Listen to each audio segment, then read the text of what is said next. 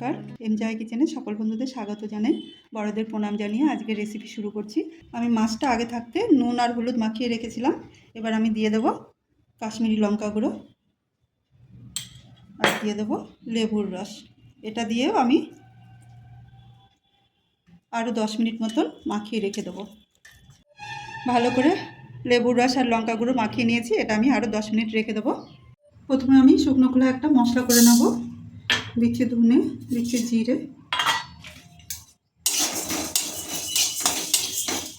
দিয়ে দেবো শুকনো লঙ্কা। এগুলো মশলার সাথে আমি ভেজে নেব। একটু ভাজার পর আমি একটা তেজপাতা ছোটো ছোটো টুকরো করে নিয়েছি, এর মধ্যে ভেজে নেব। মশলাটা ভাজা হয়ে গেছে, আমি এটা নামিয়ে ঠান্ডা করে গুঁড়ো করে নেব। মাছ ম্যারিনেটে রেখে আমি পেঁয়াজ কুচি করে নিয়েছি, পেঁয়াজ বেটে নিয়েছি, আদা আর রসুন আর শুকনো লঙ্কা বেটে নিয়েছি, আর একটা লঙ্কা কুচি করে নিয়েছি। আমি এবার তেলে দিয়ে দিচ্ছি রাঁধুনি ফোড়ন, আর সঙ্গে সঙ্গে দিয়ে দিচ্ছি এক একটা করে মাছ। রাঁধুনি ফোড়নে মাছগুলো ভেজে নেব। এক পাশ ভাজার পর আমি মাছগুলো এবার উল্টে দেবো। গ্যাসটা আমি লো করে দেবো, আস্তে আস্তে ভাজা হবে। সাইডে কড়া বসিয়েছি, এবার দিয়ে দিচ্ছি সরষের তেল। গরম তেলে দিয়ে দিচ্ছি পেঁয়াজ কুচি।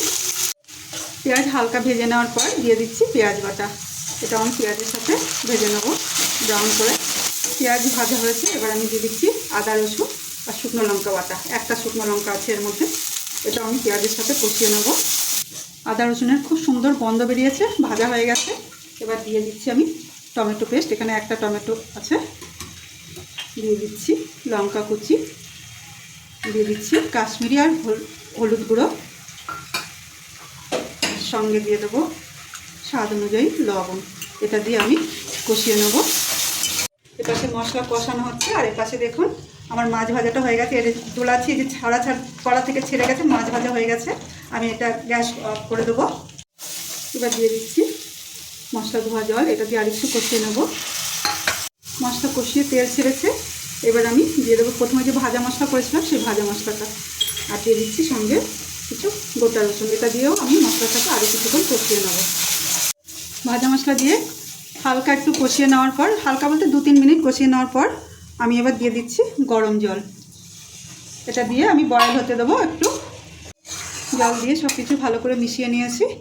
এবার আমি একটু ফুটতে দেবো। এই যে ফুটে উঠেছে, আর এই যে এই পাশে যে মাছ ভেজেছিলাম তেল সহ, আমি মাছটা সব দিয়ে দেবো। মাছগুলো ভালো করে নেড়ে চেড়ে দিচ্ছি। আর বন্ধুরা, যতক্ষণ মশলাটা কষিয়েছি মিডিয়াম টু লো ফ্লেমে কষিয়েছি। জল দেওয়ার পর ফ্লেমটা মিডিয়াম করে নিয়েছি। বন্ধুরা, এই সময় নুনটা চেক করে নেবেন। আমার নুন কম হয়েছে, তাই আমি আরেকটু নুন দিয়ে দিচ্ছি। আর দিয়ে দিচ্ছি অল্প একটু চিনি। চিনি নুন মিশে যাওয়ার পর দিয়ে দিচ্ছি ধনেপাতা কুচি, আর দিয়ে দিচ্ছি কাঁচা পাকা লঙ্কা।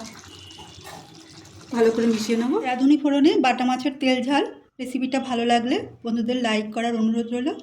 লাইক করুন, শেয়ার করুন, সাবস্ক্রাইব করুন। সবাই সুস্থ থাকুন, ভালো থাকুন। আবার আসবো আর একটা নতুন ভিডিও নিয়ে। Thanks for watching.